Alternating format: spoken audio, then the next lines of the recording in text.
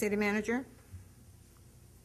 Proposed ordinance number 6429, an ordinance approving a collective bargaining agreement between the City of Port Arthur and the International Association of Firefighters, Local 397. Proposed funding available in Fire Department budget account number 001-1121-522.11-00.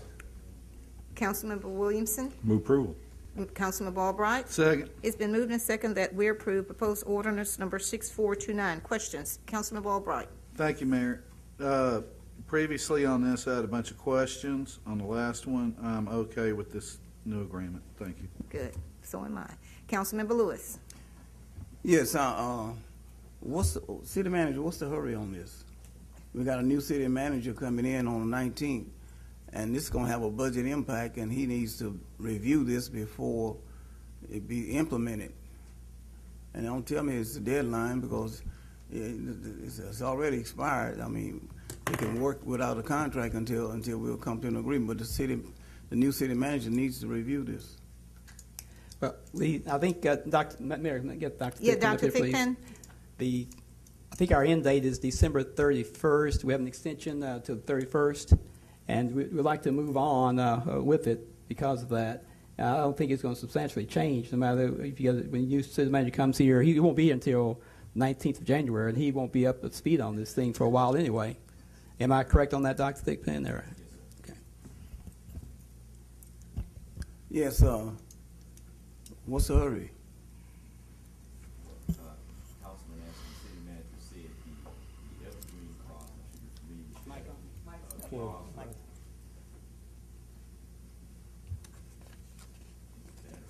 Can you get them another one, please?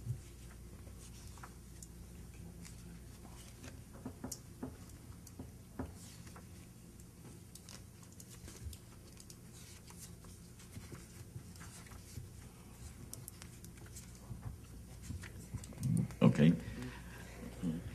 As the city manager indicated, the clause in the contract which allows it to continue operating will expire on December 31st. The contract, of course, has been bargained, and we are prepared to move forward with the implementation of the contract. If we do go past the 31st, then we would be operating without a contract, which does create kind of a limbo state in regard to the operation of the department in certain aspects, as well as benefits on both sides. Yeah, contract expires. One of the things I've experienced, you can go past the date.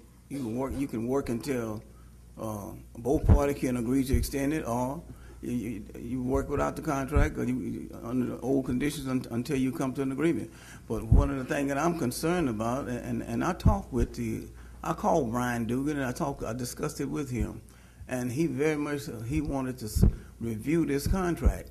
And I talked to him about it, and he said, well, will you please send it to me? So I had the staff to forward it to him. And he's very concerned about the contract, because he don't know what the budget impacts are. And there's some other thing that's out there that we have no control over, that's going to impact our budget in the near future. In the immediate future, it's going to be impacting our budget. Matter of fact, the state and another company that we got industrial contracts with is doing a forensic audit right now to see if how much money that we're going to have to rebate. So, I mean, what's the hurry? And I'm talking about $10 to $12 million that may have to go back to the state. Mr. Lewis, that's going to come out of our budget. You're out of order. That's the kind of thing, that's why I wanted Brian Dugan as an incoming city manager to know what's happening and what's being offered up to approve that's going to have an impact on our budget. And you're locking in a 3-year contract without this review that you may not be able to fund. Councilmember Scott? Oh, Ms. Teaser, no, I'm sorry. No, I can. Okay, Councilmember Scott? Thank you, Mayor. Yes, Dr. Thigpen.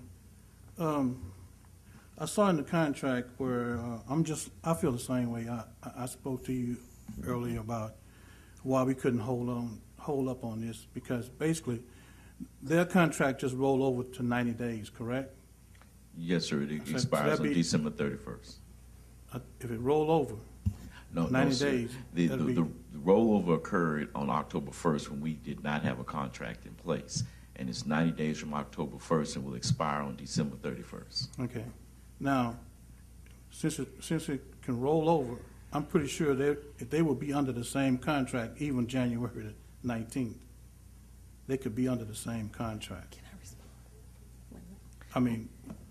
I mean, if As a they legal did matter. it in 90 days, they could do it another 19 days to allow the new city manager to be part of this. Councilman, the attorney can speak to that, but that is Okay. a specific clause in the contract that allows for that 90-day period. Once that 90-day period expires without a contract being in place, then there is no contract.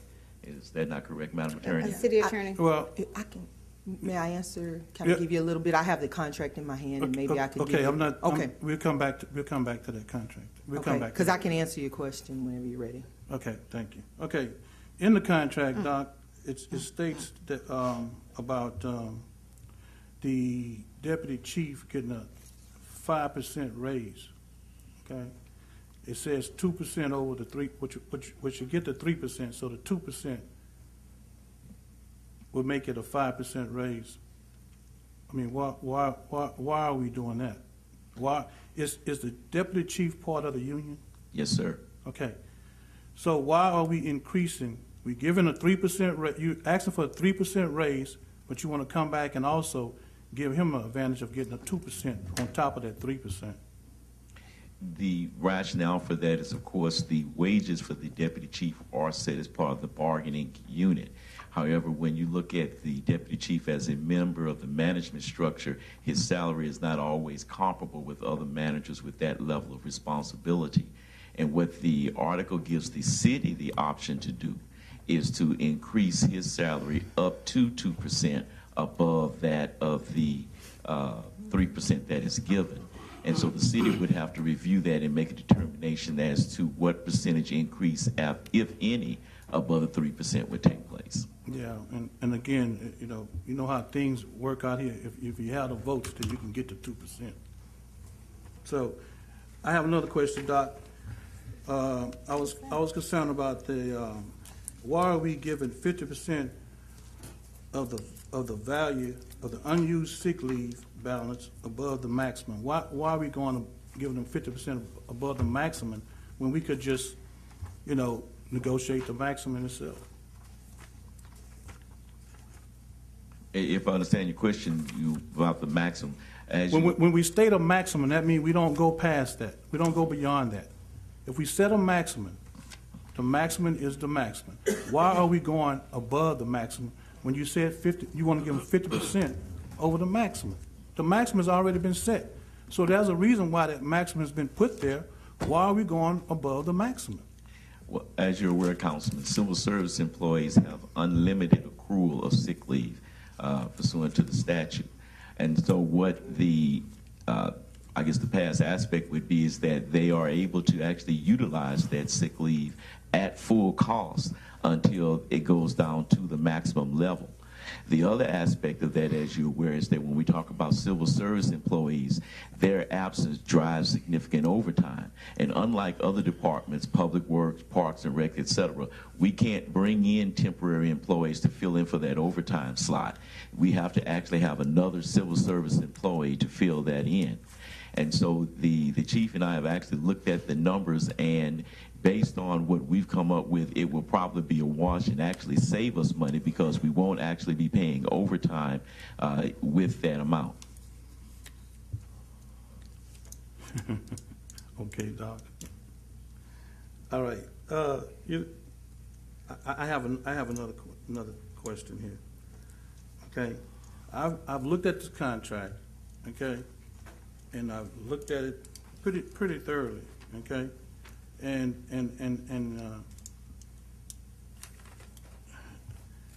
what I've really basically seen in this contract, all the areas that we discussed in this contract has just been about increasing pay. It's not about what's in the contract, working conditions, and I don't see any of that. It's been strictly about increase in the pay. You know, there's no consideration for the status of what the city is in right now. I mean, since I've been on council, man, we've been in a deficit since I've been on council. So, I mean, if we've been in a deficit for the 4 years I've been on council, how do we know what our status is going to be in 3 years? How can we make this promise or this commitment for a 3-year commitment for this contract when we don't really know where we're going to be financially the next 3 years? I mean, so we're making a commitment to something that we don't even know what if we can fund it or not. You know, and going back again, once we do this with the fire department in 3 years, then the Me Too clause, we'll be doing the same thing with the police department. They'll be coming back wanting the same thing, you know. So, you know, I'm just looking at this. I mean, I still have some concerns, and we got this stuff on Friday, and then we here Tuesday to make a decision. I mean, before we had a workshop. You know, why we don't have a workshop on this here and discuss these things among council? Like, instead of, you know, the way you did it was you contact individual councilmen and say, hey, you know, what do you feel about this? No, we need to do this as a full council, have a workshop, discuss these issues as a council, and then come to a conclusion. That's what I feel. You know, I still have questions about it that I'm concerned about, and you know, I'm not agreeable to some of these things. Yes, sir. Thank you. Ms. Tiziano? Just wanted to read one little section just to make sure we are all understanding. Basically, the agreement states that the duration of the agreement between the parties, the agreement we have is from October 1st to September 30th. In the event a successor agreement does not take effect on October 1st, this agreement will be renewed for a period of 90 days. So on December 31st, we'll be at the 90 days.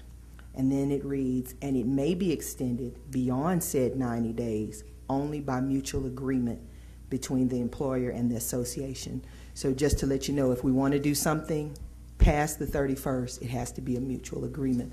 Otherwise, we may be headed toward arbitration or impasse. So that's all. It can has be to done. be mutual. It can be done mutual. Mutually, Okay. yes. Just wanted to Councilmember clear that up. Williamson? Councilmember Williamson? Are they done? Aye. City manager, you happy with this agreement? You recommending this? I'm very happy with it, and I recommend we go forward with it. We've already given a 3% raise for this year. That's covered. We're proposing 3% for the second year, which we feel that we will be able to cover that. And the third year is a Me Too. If you decide not to give any raises at all, they get no raises. You give a 2%, they get 2%. That's where we're going. I definitely recommend we go with this and put it behind us. Thank you, sir. And I do want to compliment the city manager and his negotiating team, the firefighters, for working such an agreeable contract. And I don't see any need for delaying the approval of their contract. They've waited the 90 days after some council members voted down the other contract. So I think now is the time to just go on, and it's a wonderful contract. I'm not sure how anybody could feel differently, but we all feel differently about things. So I just want to thank you, Mr. Comeaux, for all of the hard work that you all did in coming up with this contract. And Chief, you thank the firefighters, Local 397, for me, if you don't mind, please. Councilmember Mosley? Thank you, Mayor. Yeah, I had a discussion with Dr. Thigpen and also with the city manager. And my concerns were regarding, you know, these increases. I call them a rate increase. You can call it a merit raise if you will. But my question when it came to having an additional 2% for the chief, the answer I got was, well, you know, you don't want him to be in a position and folks are making more money than him in that position. And my answer to that was, in a question, well, what are other folks doing to get these increases? Well, he said that there were folks with certifications, and they received certifications as paramedics and EMTs. And so they got their salaries bumped up based on that. And so their salaries ended up being higher than the chief's. Well, my answer to that was maybe the chief need to get certified so that he can go above that level and still be above the folks in the department. I don't see giving someone an additional 2% raise just because they happen to be the head of a department. And if they choose to sit there and do nothing to get 2%, I think that's a waste of taxpayers' money, and I think it's a disgrace to anyone who agrees to that simply for that purpose. There are other questions I do have and concerns. I'm not going to get too far into it, but as indicated, there was a 3% raise, so all of them got a 3% raise. I think that's sufficient if that's what we want to do. There are other things that creates a system of division among our civil service and non-civil service employees. When we do something like this for them, and then for 2 years, 3 years, they get something, and then the other folks in operations of the city say, well, wait a minute, are they more important than us? Well, why do they get a raise and we don't get a raise? And I know I've heard all the discussions and the arguments about their different format and all of that. But we had a group of employees here at the back of the room earlier with the same thing, and that's what they felt. They felt like, you know, we value the police and fire department more than we do those operational people. So there are some things that I'm concerned about in this, and I too think that maybe we're moving too fast. I think that we still have time. And I still think, like, because I've worked in industry before, and we work without a contract, we passed the deadline. Well, what are they going to do, strike? If we don't do it, they can't. So they just have to work without a contract until we agree to something. I agree to other things, like we need to do a workshop so that we can discuss these issues and make sure everybody's on the same page before we decide to start spending money that we don't have. The councilman indicated there are some issues that we're going to have to face in the near future that's going to cost possibly the city a lot of money.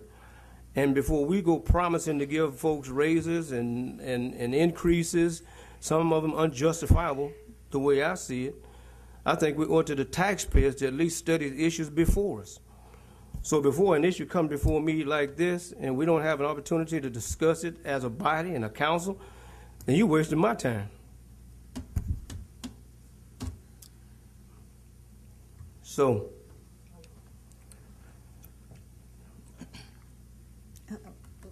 you're I'm done? not through. Excuse me. There's another thing that I had that been brought to my attention, because I seem to have a different perspective on some things than other council members might have. I get a chance to talk to a lot of people, and folk are concerned that we have maybe, I'm not really sure, maybe you can clear that up for me. What is the percentage of firefighters that do not live in the city of Port Arthur? Dr. Thigpen?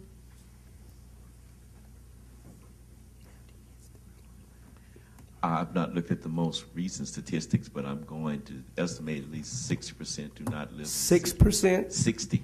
60%. 6-0. I can come back to the council with the That's enough. definitive figures. That's 60%. Thank you very much. You want to say something, Mr. Tisner? Yeah, I just, again, want to make sure that we clarify that, again, if we don't have a mutual agreement for an extension, it just will not go on and on. It could possibly lead to arbitration, but we can talk about that at the appropriate time. And I just want to say this. It may be a high percentage of firefighters who don't live in the city of Port Arthur, but you know what? When they go out there to take care of people who are in need of their help, no one is going to ask them if they live in the city of Port Arthur. All they want is for them to render service to them. So, I mean, that may be an argument for some people, but it certainly does not make sense to use that for a contractual argument. You just won't help. You don't want to know where they live when they come. I promise you, you don't. Councilmember Lewis? Well, Mayor, the point he's trying to make is 60% of the budget salaries that's paid to the firefighters from this tax base is going out of town. That's what he's mean. Oh, really? Now, one of the things that concerned me, 140 days remaining accrued sick days. Now, they got a maximum of 140 days. That's a maximum. Then they turn back around and come back and double dip on you. And then remaining accrued sick days shall be paid to the employee at the rate of 50% of their total value. There's no ceiling on it. You know, that's an addition. Then they turn around and then 90 days on the people that hired in after March 8, 1990, then 90 days accrued sick leave up to a maximum of 90 days. But then watch this. Then they turn around. All remaining accrued sick days shall be paid to the employee at the rate of 50% of their total values. They're getting paid twice. Now, one of the things someone mentioned, and I think he asked the city manager about the 3%. Now, it's really a 5%. But my question, city manager, are you getting an addition? Are you getting 3%? Or are you getting a 5%? You're responsible for 800 employees. Or what period of time are you talking about now? But this past budget, when city employees was authorized a 3% raise. I received the same 3% everyone else received. That's what I need to hear. Now, but your 3% and that fire commander, 3% of that, 3% of your base is a whole lot more than 3% of somebody else's base. 3% of that fireman's, who is the chief, his base is greater. So 3% is greater. So what are you doing, lumping putting an additional 2% on top of that? It makes absolutely no sense. You the city manager, you're not getting it. Makes absolutely no sense. So what makes them more valuable than you? You got all the responsibility. You know, it just doesn't make good business sense. It doesn't make good business sense. You know, I'm gathering and looking at what I'm seeing and the posturing. They're gonna do what they want to do anyway. But I'm telling you, I'm not supporting it. I am not gonna saddle the future budgets that we have no idea what the impact is going to be. It's open-ended. And you're locking yourself in, and then if you don't do it, then you're out of compliance, then you end up in the court or arbitration, and you can't win that because you be violating your own contract. It's not rocket science. You know, it's not rocket science. Y'all amaze me. Councilmember Scott? Thank you, Mayor. I'd like to ask Dr. Thigpen another question. Dr. Thigpen? Well, I'm looking at this, where it says Article 16. It says increase the maximum hours of association leave to 300 hours. What is the leave hours now, Doc?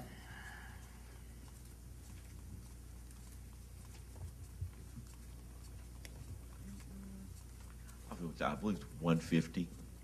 150? So now you want to double it? Seriously? You're going to, okay, Doc, that's what I needed to know, Doc. You come up here, and it's been 150, and you're going to double this now. You've been in a negotiation, Doc. You've been on our side? Councilman? To explain, again, in consulting with the chief as far as the use of the leave, there's been no abuse of the leave at all. I'm not talking about no abuse. I'm Point of order. Why is it there? What's your point, Councilmember? Council members should allow the staff to respond, and they should treat the staff with respect. Excuse me. I'm treating them with respect. Okay, there's a point of order on the floor, Councilmember Scott. There's a point of order on the floor. What is his point? I'm not disrespecting this person. Councilmember Scott. No, that's your opinion, though, Bob. That's your opinion. Take it to a vote. Councilmember Scott. Take it He to a wants vote. his point of order taken to a vote, and we're going to do that. Well, you know, And you got the should vote, Mayor. You got the votes.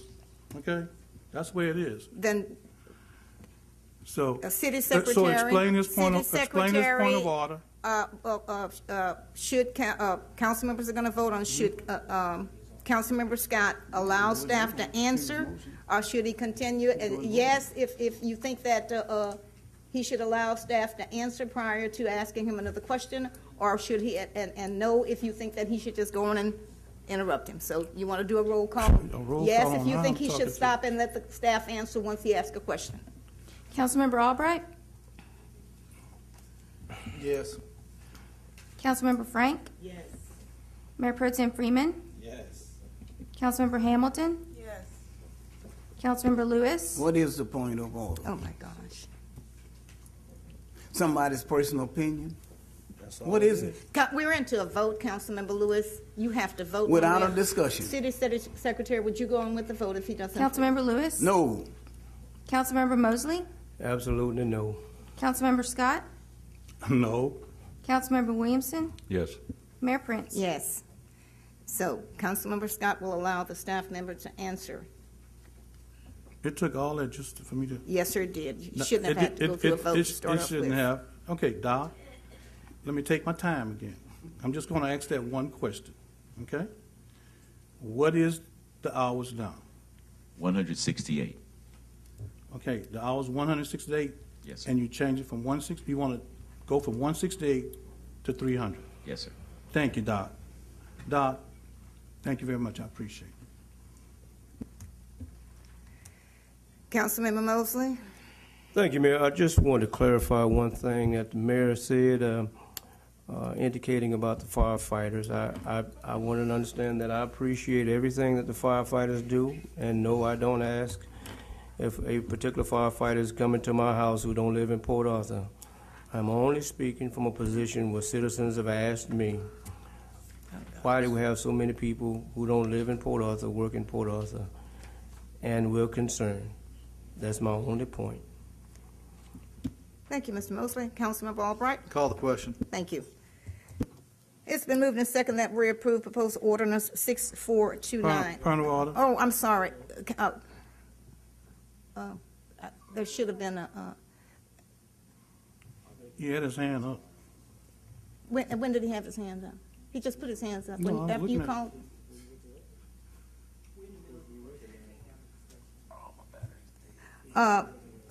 It's been moved and second that Ain't we no approve motion. proposed ordinance number 6429. What City motion is it? Secretary, would you do a roll call on the, Point of Point of order. what is your point of order? What is the point of order? All they have to do is raise their hand and want to address an issue before we But your hand, I didn't, you didn't I You didn't see it, I mean, you didn't do it. hold on a second. there, On Mr. that point Doucette. of order, read the decorum ordinance. Hand raising is not the sign. Standing before the podium is a sign that you want to speak to council. But hold on a second, Mr. Doucette, I'm not trying to, Mr. Doucette, I see your hand. I'm not trying to ignore you. I didn't see your hand. He called for a previous question after all of that. So, Mr. Doucette, if you want to speak, yes. Thank you, Mayor. I just want to comment on this contract. I read it also. And Dr. Thigpen was speaking about civil service. It's governed by Chapter 143 of the Texas Local Government Code. And I think if council would have read it, they'd have found out that a lot of what's in the contract for civil service, whether it's police, fire, whatever, is governed by this chapter. And you'll find that anything that is given to any employee civil service is solely those of the governing bodies. And the governing body has to, at some time, realize our responders are probably next to military people, our first responders. That's fire and police. You know, when they leave home, they don't know whether they're going back home. My son is a policeman. But when you talking about giving benefits and salaries within a contract, you have to think about the cost to run our city as a whole, the price to pay our unemployees. Dr. Thigpen said that you can't hire nobody else and that you won't give the extra time because with overtime you can't do that. Well, if you go back and read Chapter 143 of the Texas Local Government Code, you will find out that you can hire temporary civil service employees. And that's for fire and police, temporary. They just are not paid benefits. But you can hire in order to get a number of personnel to do your job. With the number of people we have in our police and fire department, I said it when I was on council, you need to do a better job of managing your personnel. And if you could afford to predict that you're going to have 3% to give a raise, as an acting city manager said, you charge the citizens $5 to give the raise this year. So we had a problem this year to give the raise. And now you want to go ahead. As a citizen, I see a lot of, well, you know, they do a good job, they work hard. Yes, they do. But that doesn't mean that you have to start going out on a limb and start giving these benefits because they ask. Going from $168 to $300, it's almost doubling it. City manager's coming in on January the 19th. Now let me address what the city attorney said. If you look at Chapter 143 of the Texas Local Government Code, it says that when you didn't ratify this contract as 1 October, it is automatically extended for 90 days. And that if both parties agree, it can be extended after that. The contract expired 31 December. The new manager's coming on board on 19 January. The fire and police department says they are cooperative with the city. Well, that's going to be their chief administrator. He's going to have to live with this contract for 3 years. And you're only asking 30 additional days. And if they don't agree with that, then maybe it's time for council to say, okay, then you keep your same contract. And as the city attorney said, it may lead to arbitration. No problem.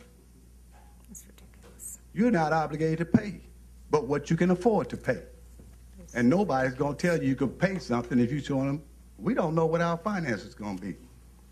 You know, we just have to get to the point whereby we understand civil service is no different than our other employees. They have contracts, and that's what you're dealing with now. But just because they have contracts, it doesn't mean they get what they want. And I'll refer to something Councilman Albright mentioned. He didn't agree with the first contract, but he don't see nothing with this one. Well, I read what the things were for the first one that came before you when you voted against it, and I read this one. Ain't no difference. Yes, it is. They're asking the same thing. So, as a citizen, I see no reason why we cannot wait and let the new city manager have some say in a contract that's going to impact on money and the citizen of this city, and that he's going to have to work with for 3 years. Thank you for allowing me the time to speak. And I read those contracts too, and I know there's some difference. Ms. Cheesano, you want to say something? Because you're looking at me like you do. Councilmember, yeah, that's right. Question's been called. City Secretary, would you do a roll call, please, on the vote? Councilmember Albright? Yes. Councilmember Frank? Yes. Mayor Pro Tem Freeman? Yes. Councilmember Hamilton? Yes. Councilmember Lewis? No. Councilmember Mosley? No. Councilmember Scott? No. Councilmember Williamson? Yes. Mayor Prince? Yes. Measure passes. Thank you. At this time, I'll entertain a motion to adjourn this meeting. Councilmember Freeman? So move. Councilmember Williamson? Second. It's been moved and second that we adjourn this meeting at 6:44 p.m. All those in favor? Aye. Aye. Aye. Opposals? Meeting's adjourned at 6:44 p.m.